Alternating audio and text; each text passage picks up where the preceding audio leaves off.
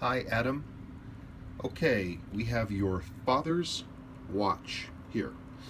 It's an interesting mix. You said your father never had any work done on this watch, and it looks like it. The seals are original.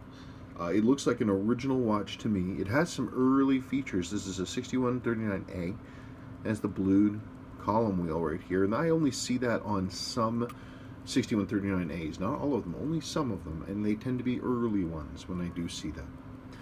The movement is in good condition. It's original. The only thing I see going on is that your winding bridge is loosened up. That's this diddly right here. And you can see there's this line of brassing. That's on both sides of this bridge. You can really see it on that one. Right there. See that? That is from the weight. This weight flopping around as it moves and grinding off this face. Your lower mainspring arbor port is a little worn. I've certainly seen worse. But it is amazing. These watches, they were proverbial, Seiko watches from this era were proverbial for their durability. This watch has never been serviced as far as I know.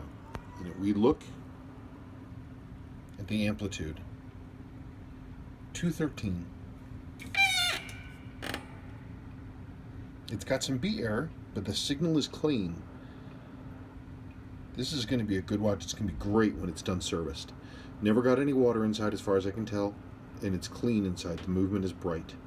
It's just the only real problem we have is that winding weight, and that is that. I'm going to be very curious. One thing about this watch, you said this was your father's watch. He never had it serviced. This is a proof marked 6139 6000X, 6000, 6001. Well, it's like 6001, 6002. The case back says 6001 resistant. Okay, so it's the notation for water resistance is resistant, not resist, and not proof.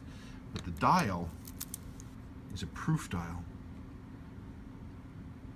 So that's interesting. I will be very curious to see the date on the underside of the dial to see how it compares to the case back date here. It's possible that this was a service dial, or maybe, crazily enough, somehow it came with a resist back and a proof dial. I've heard of it happening before, but it's not something we see very often. Your buttons are really sticky because the seals are old. That's normal. I wouldn't do anything to this watch cosmetically besides clean it and replace the crystal.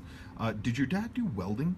Because that's what, when I see these kind of pits here, that's usually somebody who's doing arc welding. Because the hot metal comes off, the sparks come off, and it lands in the glass, and it superheats just a tiny section of the glass, and it goes pink, and it comes off.